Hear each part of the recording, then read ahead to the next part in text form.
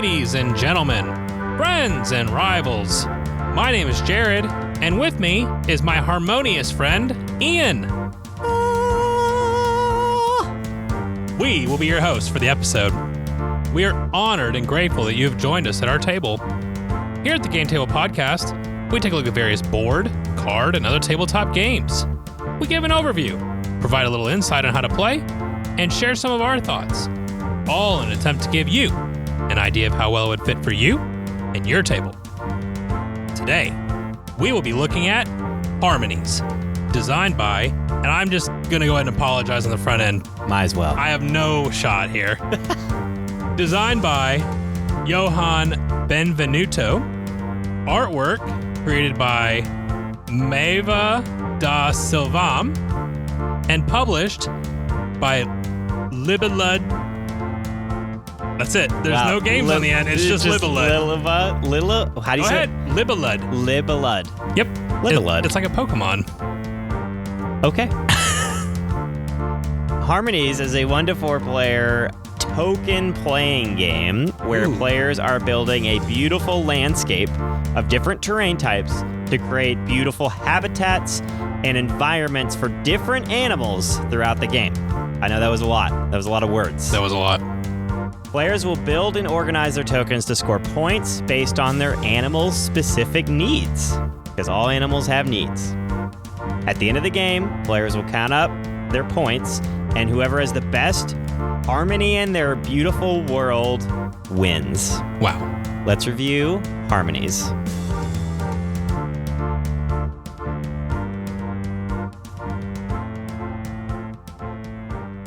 Very good. Well, although I will say, you missed out an opportunity to call it a token organization game. It is. Because you are organizing tokens in your landscape. I did say that later, though. You did. When you were talking, I was like, just rolls off the tongue. Like it does. Well, I can go back and do it. No, it's okay. Okay, fine. You've already made your bed. All right, Jared. Well, do you have hold on. Let's just... One, do you have a favorite animal and why? Why does it harmonize with you? All right, I have a question. Or why do you harmonize? I have a question for your question. With it. I have a question for your question. Yes. Can it be a dinosaur? I mean, that is an animal. Sure. I'll allow it, but that's not... No, I'm taking it back. I'm rejecting that. Dang it. It has to be an animal that is in the current world because that's how these are. Unless it's like a fake animal, like a unicorn. There are spirits in this game. What are you talking about? There's not a dinosaur in this game, though, so no, I'm not allowing it. Is that going to be in the expansion? I don't know. It doesn't matter. Oh, my goodness. I'm curious if we have the same one. There's so many animals. How could we possibly have the same one? I have one on my mind, and I know it could be yours. Okay. So, I have an answer, but I can't, tell you why it's my favorite. Okay. I don't know. That's fine. I just think it's a cool animal. All right, that's fine. That's good enough, because that's probably what my answer will be, so. I don't know. I think the tiger is so cool. Okay. But, any particular one, or just? No, I mean, I think tigers just in general have a really cool vibe going on. So all cats. But I will say, no, not all cats. There's a big difference. I will say, I think the animal I've been most impressed by is the polar bear. Yeah. I still remember seeing one of those in the zoo. Mm. And I think grizzly bear's tied to this too. Where, okay. And we might have talked about this before, but seeing how big those two creatures are. Yes. And remembering hearing people say, if you find a bear in the woods, run away. The goal is, no, you don't run away. You're supposed, the advice, and I'm putting this in heavy quotation marks, is that you're supposed to make yourself as big as possible. And I'm like, how in the world can I make myself big I'm so against big. these massive creatures? Yep. That's fair. Yeah. How do you make yourself even comparable to such a large animal? You can't. No. You can't do it. Yep. You're dead. Everybody is dead that comes up against a grizzly or a polar bear. Yep. So anyway, tigers. You like tigers? I like tigers, man. I think they're cool. Yep. Well, I personally, I like all pandas, Okay. but the red panda, Is really cute. I love the red panda. Yeah. And I don't know why. It's just so peaceful.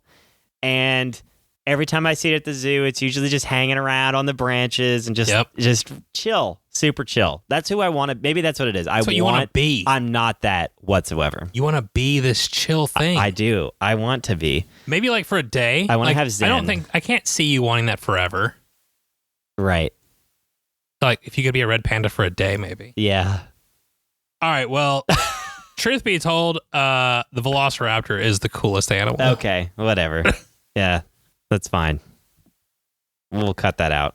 No, we won't. I'm the one that edits the podcast. I'll sneak it in the middle of the night. Oh, no. Cut it. Oh, my. Oh. Okay, well, Anyway. you answered the question that I was going to What was your question? my question was going to be, if you could be an animal for a day, Oh, well. which animal would it be? So thanks for just... No. If I'd be an animal for a day, it would be a lemur. No, that's a good choice. I think that would be fun. Yeah. Okay. I can get behind that. Like Zubumafu. Remember Zubumafu? Yeah, that'd be great. Like I could talk. You can do that now. I know, but I could be a lemur and talk. That'd be so much fun. Just swing around and just have fun for a day. Okay.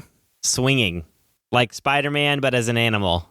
It'd be fantastic. And you would need to talk. That'd be a qualifier. I mean, I wouldn't have to. I just have to talk again at some point. Yeah. Okay. Everybody knows I love to talk. Yeah, that's true. All right. Very good. I think I would be either an orangutan. I'm along the same lines as you are. I want to be able to swing on the trees. I want to live the Spider-Man life for a day. I see. I would, and this is kind of we're going back to the cat family. Oh, boy. I would either want to be a cheetah. Okay. Or going back out of the cat family, an ostrich, because I want to know what it's like to run that fast. I want to be able to run so fast, Ian. An ostrich. I'm a big guy. I don't know what running fast is like, and so I want to experience that. Oh my goodness! Wow. All right. Can you imagine being an ostrich for a day? That'd be wild. I can't. I don't really want to. I really don't. Well, anyway. All right. Are we going to talk about how to play this game? Yeah, please. Stop talking about velociraptors and ostriches. It was a brief mention. Ostriches? I'm pretty sure it's ostriches. Ostriches. Not with a G. Ostriches. All right. In Harmonies, the goal of the game is to have the most points from the combination of your landscape that you build and the animal cards that you collect throughout the game. When you open up the box and you start setting things up, you're going to have a central board that you put between all the players. It is going to have 5 spaces on it. You take 3 tokens out of the bag per space and put them on the 5 spaces. You also shuffle all the animal cards and place 5 animal cards face up in the middle of the table. Then each player receives 1 player board and a cheat sheet. The player board is double-sided. On side A is a 5x5 grid. On side B is a grid of 7 columns that alternate 4-3, 4-3, 4-3, 4. I don't know how you summarize that any faster than I just did with the side B, so I apologize if you're confused. We can't help you. Me or the listeners? Both. No comment. Okay, great. On your turn, you take 1 set of 3 tokens from the central board. You must take all 3 tokens. Mm-hmm. Then you place those tokens anywhere you want to on your board. There are 5 types of tokens: mountains, buildings, trees, and there's technically two types of tokens here because you have the stumps and then the greenery. Right. But the greenery could be a bush, so, there's that. Water and fields. The trees, mountains, and buildings can be stacked on themselves. All other tokens must take up a new space. After taking and placing your tokens, you have 2 additional options that you can do if you want to. The first of those 2 options is to take 1 face-up animal from the general supply, and you can always have up to 4 animals in front of your personal board. Correct. But no more than. Right. You have to be careful about which animals that you take, but you also need animals to score points for your animals. Imagine that. The second option is to take an animal cube from your animal card and put it into your landscape. So when you gain the animal card, in the top right-hand corner, it's going to have several point values, ranging from lowest at the bottom up to its highest value at the top. The more animal cubes that you can remove, the more points that animal is going to be worth. The way that you do that is in the middle of the animal card at the bottom, there is a configuration of tokens in your landscape. Once you have created the cohesion that allows such an animal to live inside of your habitat, then you have brought more animals into your little world. Once you have taken the last animal cube off of a card, that card goes off to the side. It will score at the end of the game, but it frees up a slot for you to bring in a new animal card. Turns will continue until either the pouch of tokens is empty when you need to refill the central board, or a player has 2 or less spaces left on its own player board. Play will continue until all players have had an equal number of turns, and then the game is over. So if we're getting to the end of the game, and Ian was the first player and has already taken his turn, and then Anna, on her turn, triggers an endgame condition. Anna will complete her turn. I will complete my turn, and then the game will be over. Correct. Players score points in a couple of different ways. Each of the types of tokens in your landscape have ways of scoring points, as long as you follow the rules that are associated with that. And then based on how well you do that, you score more points per type. And as we said, your animal cards themselves also score points based on how well you remove the tokens from those cards. Again, the player with the highest score wins. Now we'll go back over to the table and talk about this beautiful little game. Well, I think this is a harmonious game. Tell me more about your opinion. This game, if you are familiar, and I kind of want to bring this up now because I think it does tie into a little bit. If you've played Cascadia or Azul, it takes aspects of both of these. That's right. If those two got together and made love in a harmonious song, they would create this as a baby.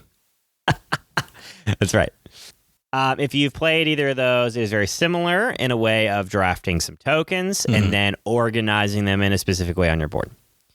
The difference in that, in this game specifically, is the animal cards, I think, in my mind, of the way they work together, because you have your scoring points based off the landscape that you're building in front of you, but these cards and animal cards have very specific way you have to organize the tokens scores you the points. Right. Very specific. It is. And I think that's really cool. It just adds a new kind of idea to this concept of drafting tiles and playing them. Right. And so it does it in a different way. And the art on that is obviously beautiful, and we can get to that. But the cards themselves make it very clear on how you're supposed to organize it. And there's very subtle changes in the way like it organized on the bottom of the card. So some of them are like a straight line. Yep. Where some of them it's like one and then slightly off to the side and then another one. Like it almost kind of makes a C. Yeah, it makes a little C. And then there's some where it's just 3, literally like a triangle. Mm-hmm. And so, but these are all very well done and very well recognizable on the card of like, that's how it's supposed to be. And that's very cool because it's just creating, and the way they do that is because there's so many cards. I don't know how many cards there are, but let's see, 32 animal cards and 10 spear cards. So 32 cards. So anyway, it allows for some creativity on how I'm going to build these sets, and you start to get a pattern going, and you start to grab a lot of the same tokens and all that stuff. So anyway, that is the challenge in this game that I find that I'm constantly trying to figure out the best combination, a best pattern that works for the cards that I'm collecting, these animal cards that I'm collecting. And so I really like that idea. I think that is a very fascinating way to explore the strategy in the tokens that you're playing. And so, which does it different than these other token playing games. And I think if in my mind, I would enjoy all 3 of these in their own way. I don't think this is like replacing for me because I do like Azul and I like the way it's just different. It's different in a different way. And so I think that's cool. I think it's like they're taking some aspects of both of these and some theme-wise and kind of mixing it all together. And I think it's really cool because the combinations in this, I'm sitting on my turn, I'm thinking, okay, well, if I take this one, then it leaves this space open. And you're analyzing everything. And you're only taking 3 tokens, which is crazy because you're analyzing so much for only taking 3 tokens. Yeah. It's kind of cool, actually, the way they set that up. It's like, well, this sets me up for a longer play. And did you mention the rivers at all? On how I called them water, but yeah, it is rivers. So the water, well, I guess in a way. So anyway, the water river is water. Yes. Yeah, no, but one side makes the islands and one side makes rivers. So I don't know if it's all river or not. Whatever.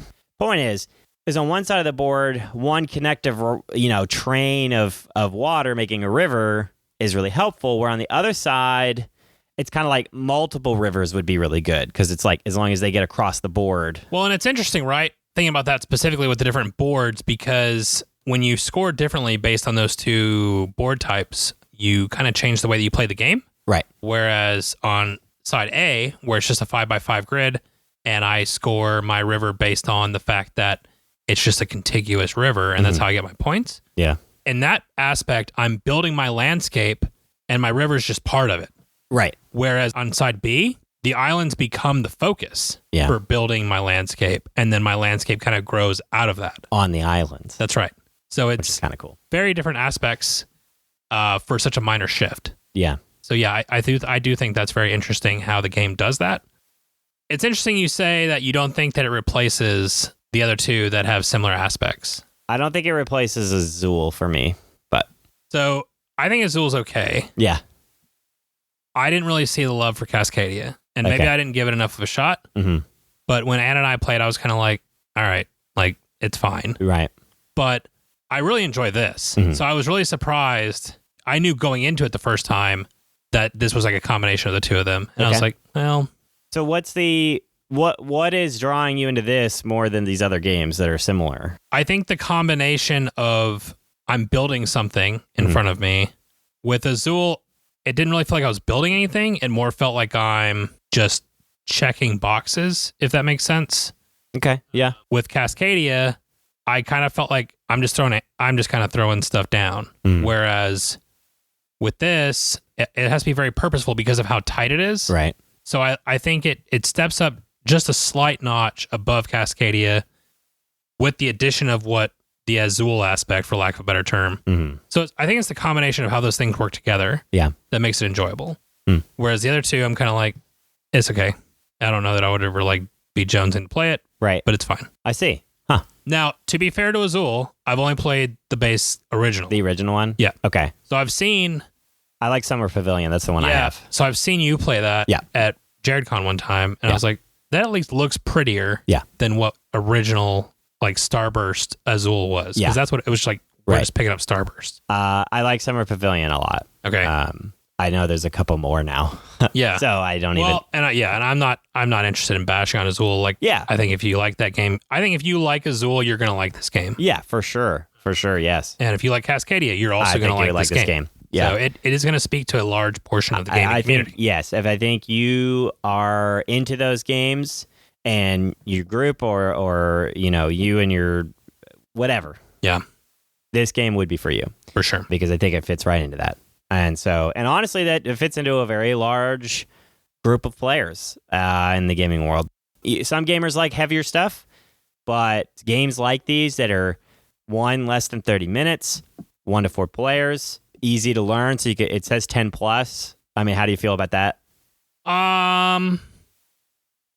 To play it well, I think you're right. I haven't gotten to try this with Faith, who's 7. To play it. She could play it. I don't know that she'd be very good at it.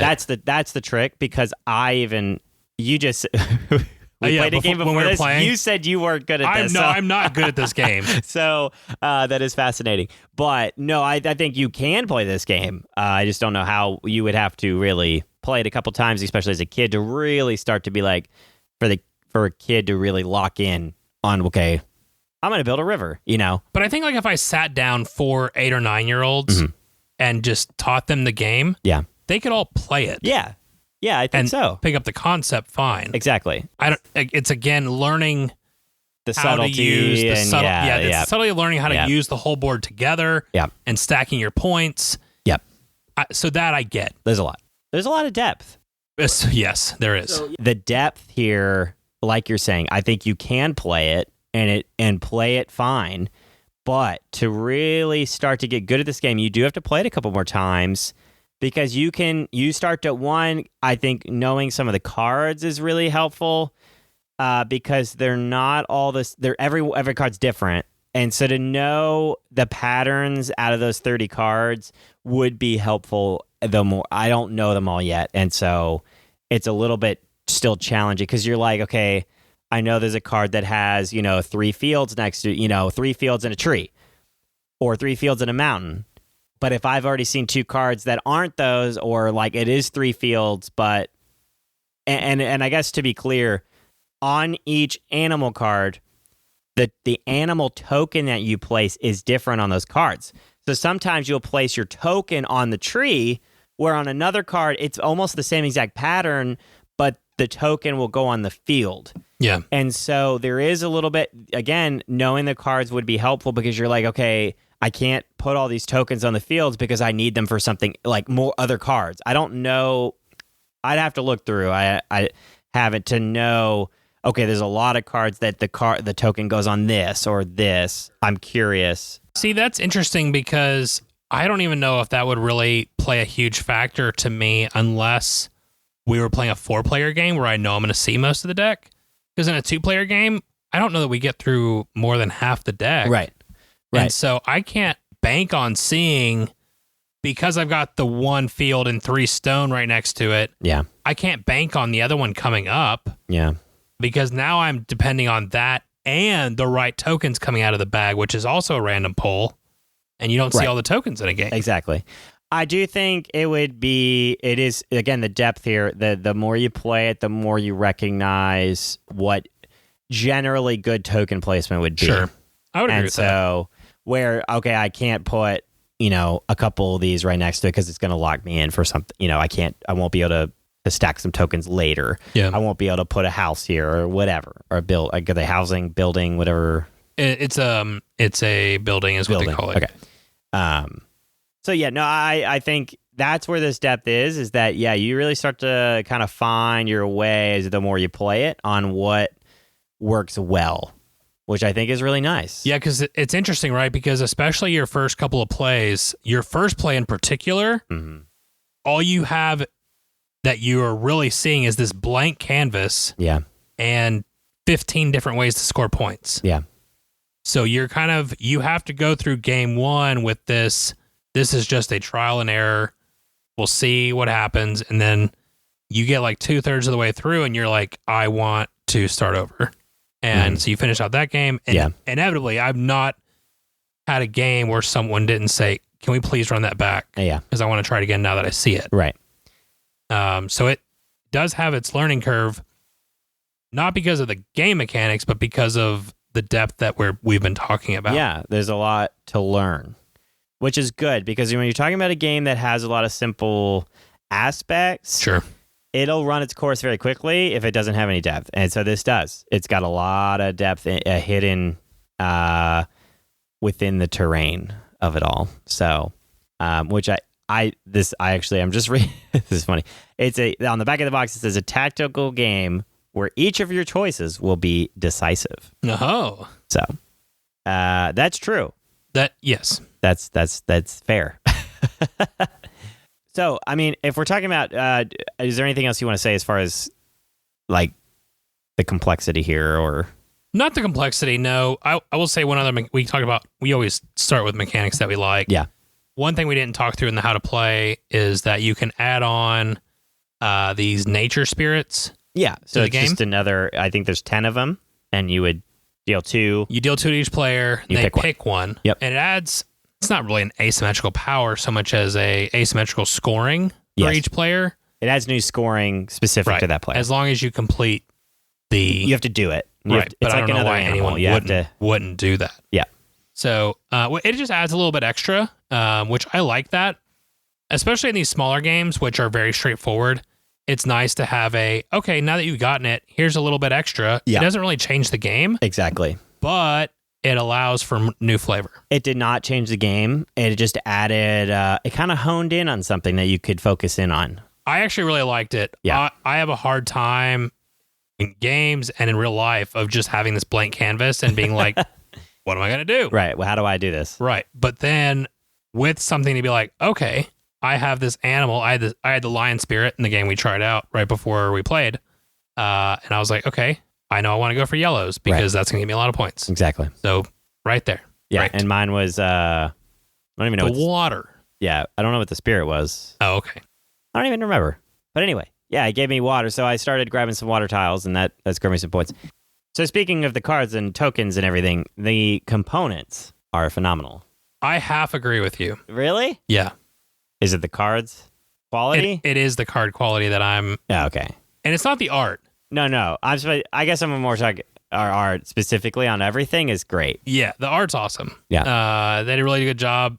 Because I think the idea, the theme is that you're attracting animal spirits. Yeah. Into this thing that you're building. And it has very much that vibe going on with the art, for sure. The art is very cartoony and kind of like, I don't know, mythical. It is very mythical. And then you have the spirits that add to that mythicality of it all, and it's very harmonious. I don't know if you've seen Very nice. Legend of Korra, which is the follow-up to Avatar: The Last Airbender. No. But they spend a good amount of time in the spirit world in that show. Okay. And it has very much that vibe going on. I really like that. I like this type of art. This is one of my kind of more enjoyable It is cool. I like styles. it a lot. No, so you have awesome wooden tokens and you have awesome art. Okay, hold on. I'm going to stop you at the wooden tokens real quick. Okay. So, any game publisher that is listening right now, I know it costs more. No, so I know it costs more. But please if it has icons on one side of the tile, put it on both. I will pay for it. It's worth every cent because I hate looking at tokens that are not double-sided because I'm sitting there and I have to, during the game, flip over every token. The most annoying ever. This game has it on both sides. It's great. I love it. Please always do that. I will gladly pay for it. I think it is worth it. And it's just so much better. It's for convenience sake, but oh my gosh. Anyway, continue. That was my... Well, it's interesting, right? Because we just had the interview with Jay. Yeah. And so even just that interview has made me change the way that I think about games and how I perceive them when reviewing them. I feel like with the wooden tokens alone, you jumped up a good $5 to $10 on the price of this game. But I mean, what else? Plastic, I guess. Plastic cheaper. Yes. But so I'm not complaining. I would be fine with plastic. I mean, it's fine. So that's my question. If If it became a $30 game versus a $35 game, right? Or if it became a $27 game because you go to plastic and one-sided, is it worth the $8 to get that slight bump? That's what I'm curious about. I want double-sided. I don't care what it is. Okay. No, I'm curious. I'm not critiquing one way or the other. No. So when it comes this is a whole new world of how we perceive it. I do. So in general, I do purchase when there's an option for wooden tokens in games that I enjoy, but I'm also spending a good amount on already. Yep. I'm fine with spending it. I want to hold that thought. If you want to get to price point and all that right now, I do have something to say about that. But should we talk about it now or just do it later? We're here. Okay. I have no problem coming back to my critique of the cards. No, that's fine. So, in a game that is a little bit more, I would say, complex or deeper, I am fine with overspending on some wooden tokens. And I'll kickstart games and pay for wooden tokens. That's true. You will do that. Yes. For a game such as this, I don't know how much different it would be if the tokens were plastic. As long as they're double-sided. I want double-sided tokens because it's just ease of player. I hate having to flip the token over mid-game. That is super frustrating. So if these were round plastic, like kind of like Azul type tokens, I don't know what the price difference. I don't care. Yeah, we're just throwing around arbitrary numbers. Yeah. I don't know what that would be, but I would probably just enjoy the game the same. I do like wooden tokens though. Sure. So, but I think I don't know where this. I know this game sits at what 35. 35 MSRP. That is a good amount for a game like this, in my opinion, because Azul sells cheaper than that. Yeah. At least most of them on sale. So I was going to say MSRP. It does not. But is it the same MSRP? I think it's close. Yes. Okay. But I do think it's interesting because at first I looked at the box and I thought 35. Huh. I'm really curious. But then I opened it, and as soon as I touched wooden tokens, I was like, oh, okay, that makes sense. I will say that there is a lot. Usually, so all the Azuls, it's either 31 or 35. And that's full price. For Azul, there's nice, beautiful boards.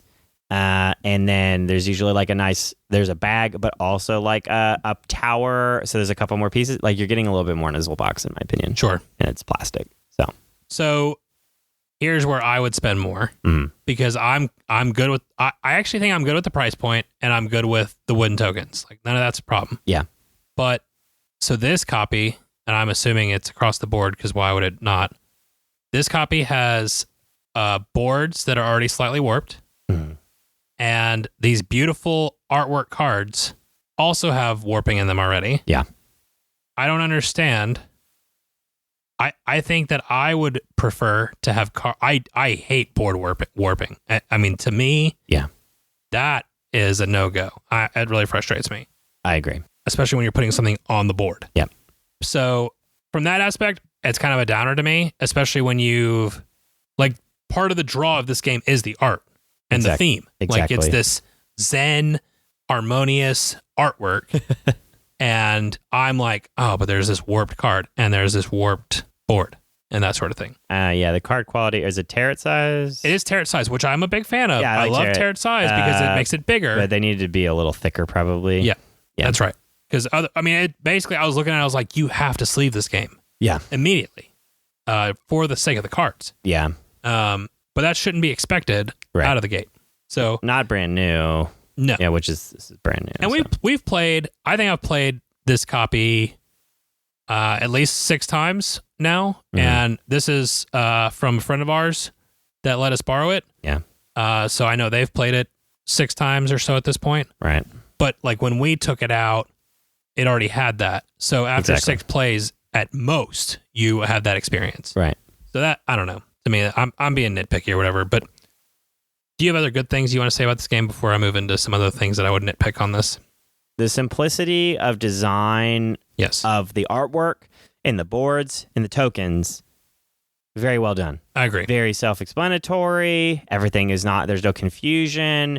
The cards, the way that everything's supposed to, the placement of your tiles in correlation to the cards is very clear. Once you play a game, sometimes you have to like, okay, well, that's not straight line. It took me, a couple times. I have to look at the different ones to compare.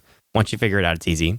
So those things very well thought out and designed and play tested well because they went through that and I'm sure made some mistakes. Okay, well, how do we want to set this up? How do we want our organization? How do we want these sequences of tiles to be?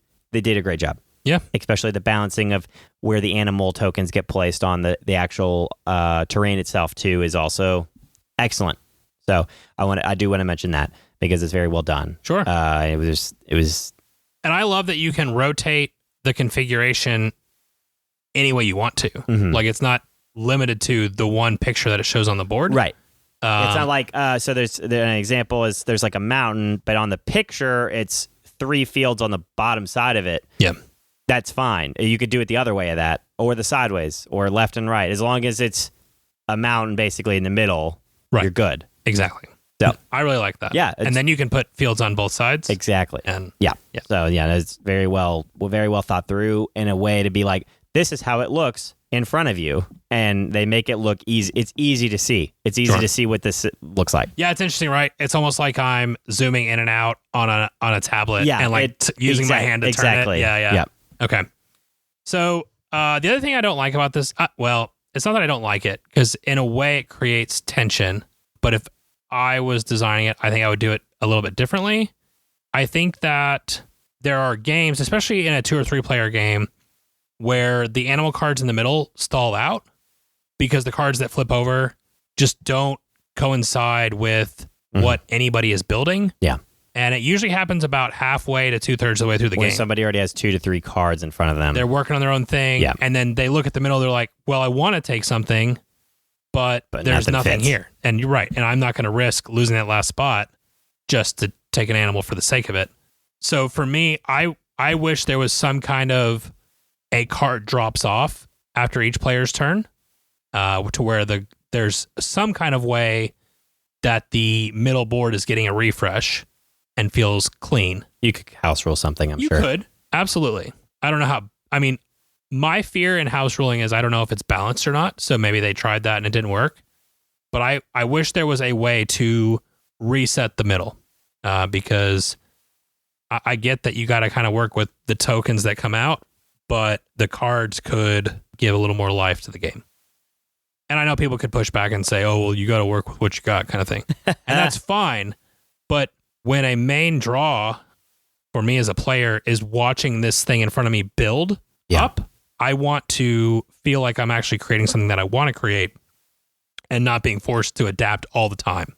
Right. And then the last thing that I'll say, and I don't know that's specific to this game, but I'm going to use this game as an example for my feelings on this for the hobby as a whole, because this game in its theme got so close to just deciding to being something different, but it didn't fully commit. We have so many nature games in the board gaming hobby. So many. Yeah. And I get it. People love every kind of nature game. There's bugs, there's birds, there's butterflies, there's animals, there's animals, blah, blah, blah. There's find the species. Like, I get it. It's cool. People like animals, people like nature. Like, I'm not trying to be whatever about that. But like, you got so close. You got to the spirit part. And instead of doing regular animals, why not do something fun in a either fantasy setting or make it like mythical creatures or just something unique? And again, going back to the interview with Jay, it's going to sell better because it's nature. Mm-hmm. Because people are going to be like, oh, I like lions, which is on the front of the box. Yeah. Oh, let's try it out. But I like nature theme. Don't get me wrong. Right. I look around my collection and I'm like, yeah, I've got several nature games here. But at the same time, I would enjoy this more as a different theme. That's just me nitpicking that. Fascinating. Any thoughts on that, Ian? Because I know you weren't expecting that one. I think it's a fine theme. I don't have any. It is a fine theme. I don't feel that strongly about the whole spirit. It's the theme. The terrain is the theme. Like when you're playing, the animals kind of fit in. Yes. So, being a real animal or a spirit animal, it's whatever to me. I don't. But that is it. No, I mean, it's a fair point. To me, doesn't change anything. Okay. Doesn't make it worse or less. I don't know. It doesn't make it better. It doesn't make it worse to me if it were a theme about it. I do like the spirits though. Those are cool. So yes, I mean, in a way, I think I wish there were more. Or yeah, I mean, I would be fine with either, honestly. Okay. So, but because we're talking about it, so how do you say the name of it? What's the game company again? Why are you doing this to me? Libelud. So they've done a lot of games with similar art style. Dixit is one that I get similar vibes from. Are they the original Dixit people? Yeah, they did. Before Asmodee picked it up? Well, they do it. The pub. Yeah, I mean, they are on it. Interesting. Yeah, they were on the front of it for sure. Yeah. So the similar art style, I think Mysterium is the one that they are attached to.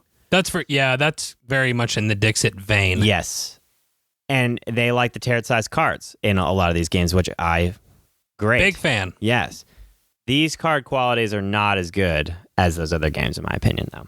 Yeah, I would 100% have paid the extra $5 to get it up to a $40 game if that meant thicker cardstock. Yeah. And a bit better board. Right. But this guy, I mean, again, this, I I applaud any game company that sticks to their guns and sticks to games that they like to make and focuses in on what they like to do well. And so they like good art, and they like art that's creative and fun and light and creative and I already said that, but like kind of spiritual in a way, and I like it. It does have that vibe. Dixit one is one of my favorite. It's a favorite game on art alone. I love the art in that game. I mean, that is like the draw of Dixit. It is the draw of Dixit. And so, in this, it is a big draw as the art here. So, but I think it fits into exactly what they're trying to do. And I like that. I appreciate that. And I think that's really, it's great. That's what I want from a game company. So, they're sticking to it. And I like it. Yeah, absolutely. No, I get it. So, player interaction. How do you feel about player interaction? There's not much. Well, there is. It's very subtle, like the rest of this game. It's because you're drafting, so you're taking tiles that other players may want or not, and then cards. And it's all exposed. Mm-hmm. Like everything that you want is table and knowledge. Your board is exposed, so people know what you're collecting. Yep. So yeah, I mean, there's very minimal, but it does interact. It's not like you do react. Yeah, there's interaction. Do you have a favorite player count? I would probably do. I think 3 would be good. Yeah, I like this at 2 and 3. I think I like it at 3 a little bit better. Yeah, but I think it plays really well 3, at 2. You're running through the cards a little more and running through the tokens. So. But there's a downside to that too, because with 5 spaces in that central board, most of the time there's 2 or 3 options that you want. Yeah. So in a 2-player game, you're kind of tagging back and forth quickly. Right. Whereas in a 3-player game, you'd be like, oh, yeah, and then then you're hoping that a good pull comes out. So I could see that. I think 3 though, where you still get to see the same token stacks as you come back to your turn, and then you're seeing some clear out, including the animals too. So right on. All right, grading and final thoughts. You want me to go first? Yeah. Okay. There's a lot of good that I like about this game. There's some bad that I don't really love. I think at the end of the day, this game sits at a 7.5 for me. I love the build of it. I love the interaction that the animals do have. I think if you had a little bit better quality on some of the components and you had a different theme, I would be down to play this game a lot. As it is, I'm happy to play it when someone else wants to pull it out, but I don't know that I'm always going to want to play this game. Partly because I like the story aspect in games, and I've got so many nature games out there that this one has its place, but it doesn't really stand out as much as I would like it to. So for me, it's a 7.5. I'm really curious what's in your head. Because I feel like I was more critical of it, and you seem more hesitant. I would say that this game is a 7, just a straight up 7. I think it is excellent for people that like these kind of games, and if this is the style that you like, then this might be the best of them. For me personally, I don't find it necessary to have this in the collection unless I'm replacing it. You don't need all 3. If we're talking about Cascadia... See, that's interesting because that's the opposite of what you said earlier. Well, what happened during this conversation? I don't know. I mean... I think it's doing it for somebody that likes these games. I think you could have all 3. For me, I don't desire to have any more. Like that's not my thing. But this is I would say the caveat to that is that this game is really good for entry level or very just chill gaming. Yeah. If you want to have just a very chill, like you could play multiple games of this. It's only like 30-ish minutes. It's perfect.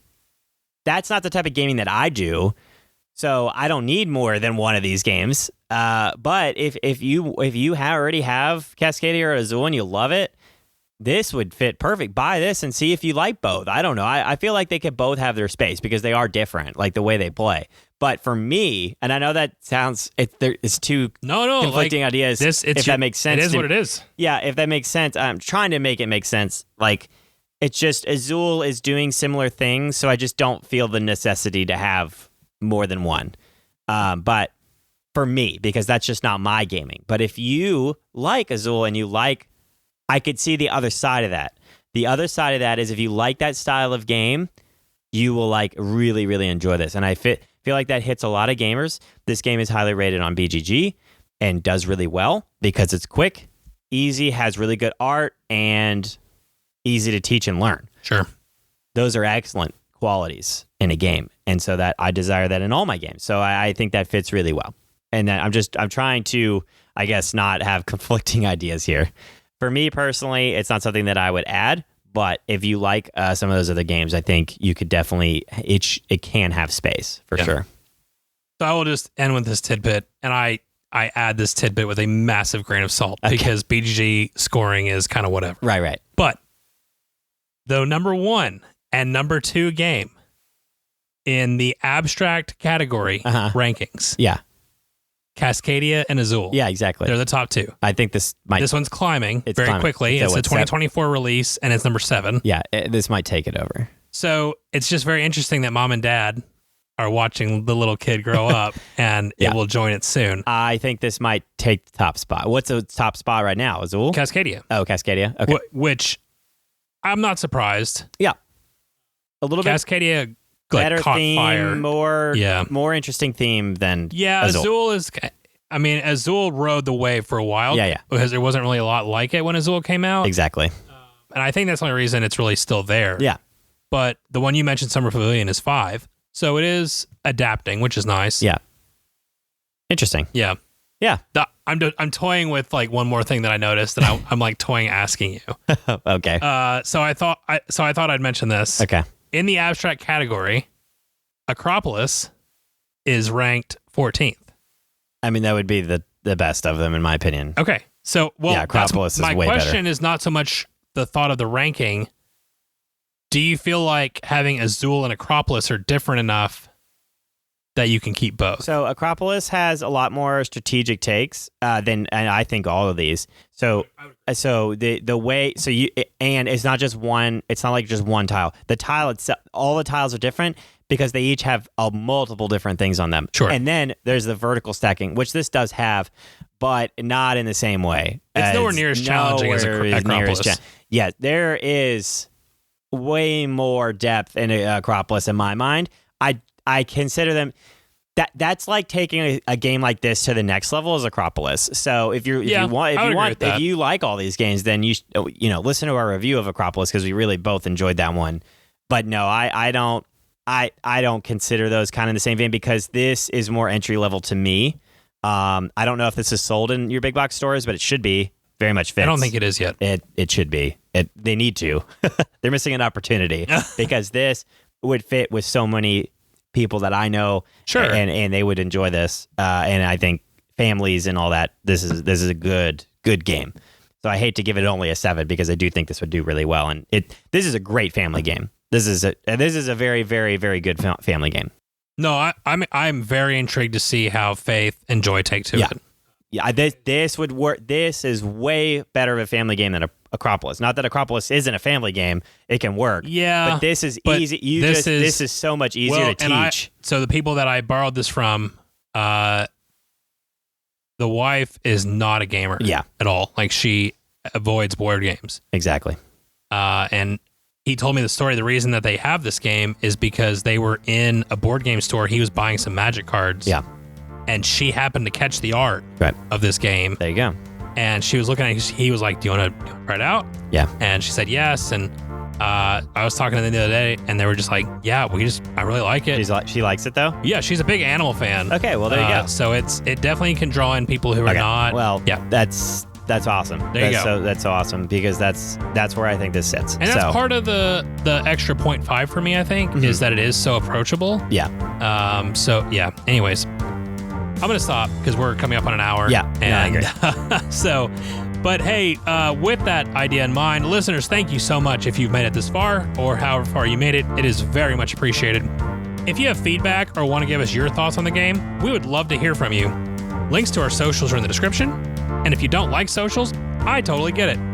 You can check us out at our website at thegametablepodcast.com. Or you can shoot us an email at thegametablepodcast@gmail.com. Or you can find Ian and I and the Game Table Podcast on Board Game Geek. All of the above. All of those links are in the description. 5-star reviews, subscribing to your podcast player of choice, following us on socials, if that's your thing, and joining the conversation on Discord. All of these heroic actions are immensely helpful in growing this podcast. Special thanks to Angie Santiago for our cover art, and to Anna Snyder who made the music. Join us next week as we head back over to the kids' table for Once Upon a Castle. In the meantime, may your dice rolls and your card draws be blessed, and your experiences at the table be ones to remember forever.